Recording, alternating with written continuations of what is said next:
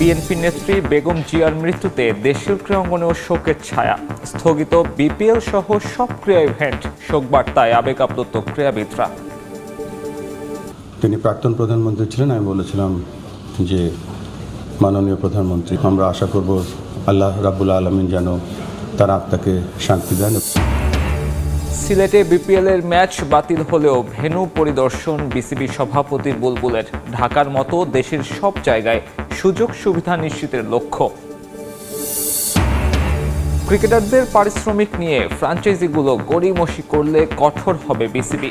Fixing রোধেও সতর্ক board. Revenue share বাড়ানোর পরিকল্পনা। বিশ্ব ক্রিকেটে বাঁহাতি স্পিনারদের মান অনন্য উচ্চতায় নিয়ে গেছেন সাকিব, বললেন ইমাদ ওয়াসিম। প্রশংসায় ভাসালেন বিপিএলকে। বিশ্বকাপে বাংলাদেশের সাফল্য দেখার আশা এবং নিজেকে নির্দোষ প্রমাণের সঙ্গে ক্রিকেটকে এগিয়ে নিতেই আবারও বিসিবিতে আসা, বললেন ফারুক আহমেদ। অসত্য তথ্য দেয়া প্রতিপক্ষদের দিলেন হুঁশিয়ারি। খালেদা জিয়ার মৃত্যুতে শোকাস্তব্ধ দেশের ক্রীড়াঙ্গন। সকাল থেকেই একের পর এক বার্তায় নিজেদের শোক প্রকাশ করেছেন ক্রীড়াবিদরা। বেগম জিয়ার মৃত্যুতে তার প্রতি শ্রদ্ধা জানিয়ে স্থগিত করা হয়েছে 30 ডিসেম্বর বিসিবি এবং বাফে আয়োজিত সকল ধরনের ক্রীড়া ইভেন্ট। শোক বার্তা জানিয়েছেন দেশের সাবেক 3 ক্রিকেট ক্যাপ্টেন মাশরাফি, সাকিব এবং তামিম। তালিকায় আছেন ফুটবল দলের অধিনায়ক জামাল ভুঁইয়া ও সাবিনা খাতুনও। খালেদা জিয়ার জানাজা এবং দাফন সম্পর্কিত তথ্য আপডেট দিয়ে শোকবার্তা দিয়েছেন জাতীয় ফুটবল দলের সাবেক অধিনায়ক আমিনুল হক।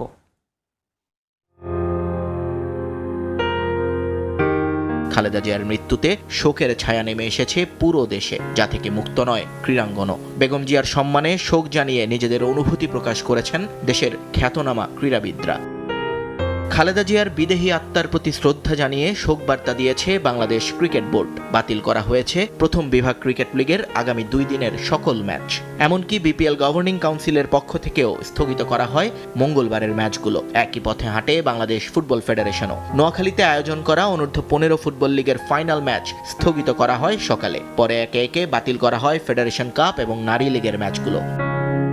ব্যক্তিগতভাবে খালেদা জিয়ার প্রতি শ্রদ্ধা জানিয়েছেন বিসিবির cricket operations chairman Nazmul Abedin Fahim, সহসভাপতি শাখাত হোসেন। খালেদা জিয়ার প্রতি শ্রদ্ধা জানিয়ে 30 ডিসেম্বরের নিজের সামাজিক রাজনৈতিক কার্যক্রম স্থগিত করেছেন বাংলাদেশ জাতীয় ফুটবল দলের সাবেক অধিনায়ক আমিনুল হক। বেগম জিয়ার জানাজা এবং দাফনের আপডেট নিয়ে তথ্য দিয়েও আলাদা করে স্ট্যাটাস দেন বর্তমানে এই বিএনপি নেতা। খালেদা জিয়ার মৃত্যুতে দুঃখ প্রকাশ করে শোক জানিয়েছেন জাতীয় ক্রিকেট দলের 3 সাবেক অধিনায়ক মাশরাফি বিন মুর্তজা, সাকিব আল হাসান এবং তামিম ইকবাল। সামাজিক যোগাযোগ মাধ্যমে নিজেদের ভেরিফাইড পেজ থেকে বেগম জিয়ার জন্য দোয়া প্রার্থনা করেন এই ক্রিকেটাররা। শোক জানিয়েছেন মুশফিকুর রহিম, লিটন দাস, মেহেদি মিরাজ, শামসুর রহমান শুভ থেকে শুরু করে খালেদ মাসুদ পাইলটের মতো সাবেকরাও। দিকে আপসীর নেত্রীর মৃত্যুতে স্থগিত করা হয়েছে 30 ডিসেম্বরের নির্ধারিত বিপিএল এর 2 ম্যাচ।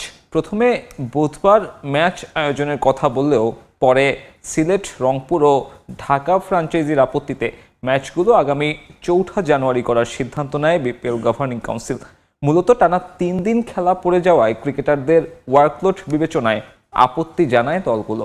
এদিকে ম্যাচ স্থগিত হওয়ায় স্টেডিয়াম এলাকায় বিক্ষোভ করে দর্শকরা। সিলেট থেকে বিস্তারিত জানাচ্ছেন তারেক হাসান শিমুল।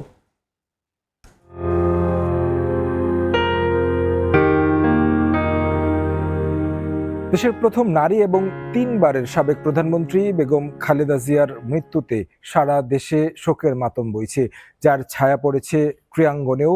বিপিএল চলমান রয়েছে। সিলেট পর্বে কিন্তু আজকে 2টি ম্যাচ অনুষ্ঠিত হওয়ার কথা ছিল, তবে এই শোকাবহ পরিস্থিতিতে ম্যাচ দুটিকে কিন্তু বাতিল করেছে ক্রিকেট বোর্ড, যার পরিপ্রেক্ষিতে একটা বিব্রতকর পরিস্থিতির মধ্যে পড়তে হয়েছে ক্রিকেট বোর্ডকে। আমরা যেমনটা সকালবেলায় দেখেছি যে যেই দর্শক অর্থাৎ ম্যাচ টিকিট যাদের ছিল, ম্যাচ দেখতে এসেছিলেন, যেহেতু মৃত্যুর ঘটনাটা আমরা যেমনটা সকাল এসেছে এবং কি বিসিবি সিদ্ধান্ত নিয়ে সেটি গণমাধ্যমে জানিয়ে দর্শকদের কাছে জানাতে প্রায় 10:30টার মতো সময় বেজে যায়, যে কারণে অনেককেই অনেক দূর দূরান্ত থেকে এসে স্টেডিয়ামের চারপাশে ভিড় করেন।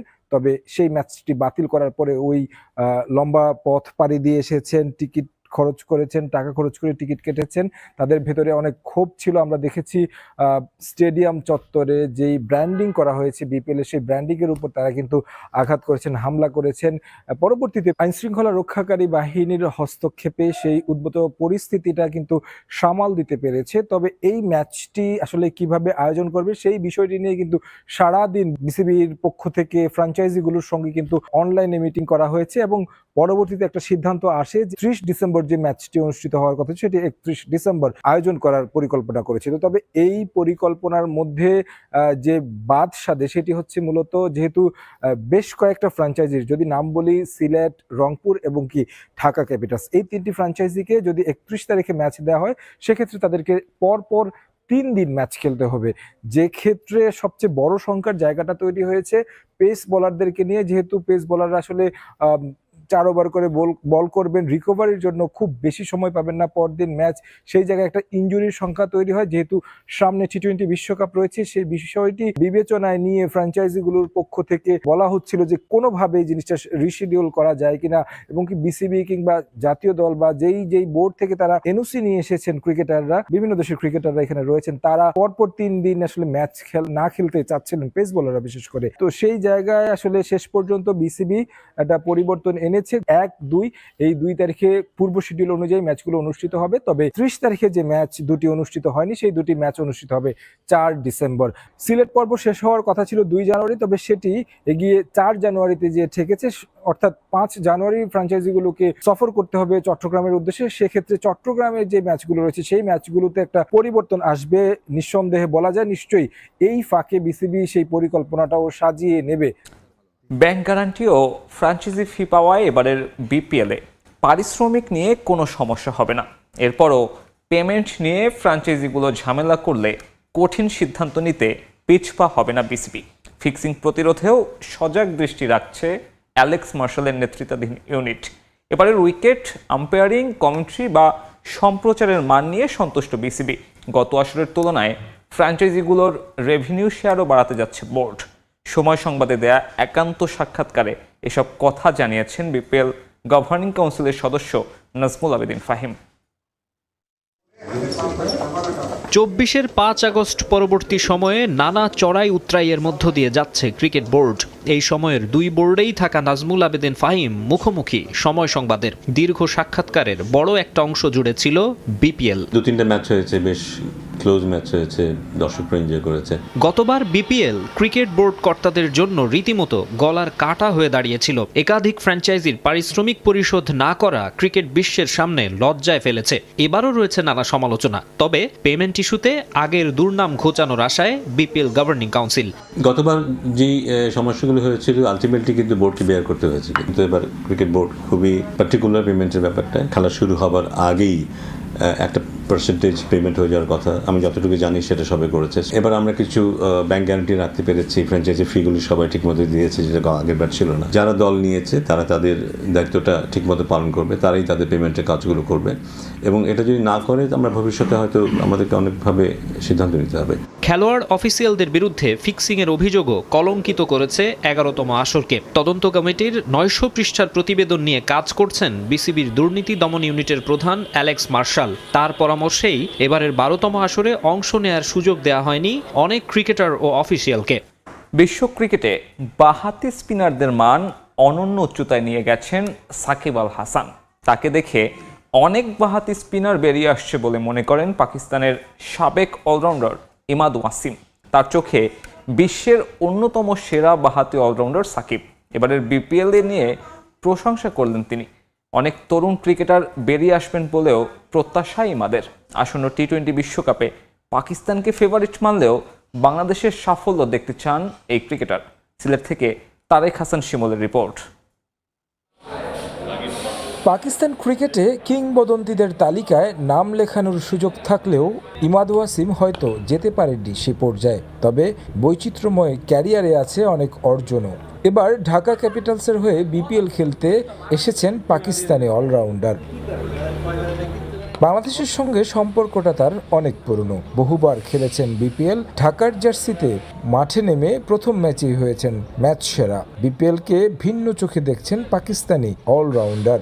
Very good, amazing. I think আমি বহুবার বিপিএল খেলেছি। বাংলাদেশের দারুণ প্রতিভা আছে। আমাদের দলের বাঁহাতি ব্যাটার মামুন দুর্দান্ত ক্রিকেটার। বিপিএল এর মাধ্যমে বিসিবি প্রতিভাবান ক্রিকেটার তুলে আনতে পারবে। আমার মনে হয় বিসিবি সেদিকে নজর রাখছে। এবারের বিপিএল এর মানও ভালো। অনেক বিদেশি ক্রিকেটার খেলছে। বাংলাদেশ টেস্ট খেলুড়ে দেশ। এখানে বড় ক্রিকেটাররা খেলতে আসতে চায়। it's really nice. বাঁহাতি স্পিনার বলেই আলোচনায় আসে টাইগার অলরাউন্ডার সাকিব আল হাসান। একই সময়কার হওয়ায় তার উপর বাড়তি সম্মান এই পাকিস্তানির। কদিন আগেও সিপিএলে তার অধীনেই খেলেছেন সাকিব। দুজনই টি-20-তে বল করতে পারেন পাওয়ার প্লেতে। তবে সাকিবকে এগিয়ে রাখলেন অন্য সবার থেকে। Shakib, he's my friend, he's my favorite cricketer. Shakib বাংলাদেশের একজন বড় অ্যাম্বাসেডর ও দীর্ঘদিন ধরে আইসিসি র্যাঙ্কিং এর নেতৃত্ব দিয়েছে। আমার মনে হয় সাকিব বিশ্বের সেরা বাঁহাতি অলরাউন্ডার। আমিও তার মতো। তবে সাকিব আমার থেকে ভালো ব্যাট করে, পরিসংখ্যান তাই বলে। আর টি-20-তে পাওয়ার প্লেতে বল করা সহজ কাজ নয়। এই কাজটা আমি সাকিব করতে পারি। আমরা ভালো বন্ধু। গেল সিপিএলেও তার সাথে দেখা হয়েছে। আমার অধিনায়কত্বে খেলেছে। সে একজন কিংবদন্তি ক্রিকেটার। তবে কেন সে দেশে আসে না বা ক্রিকেটের বাইরে কথা হয়নি। He's a world class player. What else you can say? আসন্ন টি-20 বিশ্বকাপ নিয়েও কথা বলেছেন এই পাকিস্তানি ক্রিকেটার। নিজ দেশকে ফেভারিট মানলেও বাংলাদেশের সাফল্য দেখতে চান বৈশ্বিক আসরে। I want Pakistan to win the World Cup. দেখেন, আমি তো চাইবো পাকিস্তান বিশ্বকাপ জিতুক। তবে এরপর অবশ্যই চাই বাংলাদেশ ভালো করুক। দারুণ সম্ভাবনাও আছে। তবে এশিয়াতে বিশ্বকাপ বলে যে শুধু এশিয়ার দেশগুলো ভালো করবে এমন নয়। অস্ট্রেলিয়া, ইংল্যান্ডের মতো ক্রিকেটাররা নিয়মিত এশিয়াতে সফর করে লিগ খেলে। বিশ্বকাপে ভালো কিছু করতে হলে সেরা ক্রিকেট খেলতে হবে। CPL, so they know the conditions. So নিজের ক্যারিয়ার নিয়েও সন্তুষ্ট ইমাদ ওয়াসিম। ডাক্তারি পড়াশোনা ছেড়ে ক্রিকেটে আসা নিয়েও গর্ববোধ করেন তিনি। পরিবারের সহযোগিতা সবসময় স্মরণ করেন ইমাদ ওয়াসিম।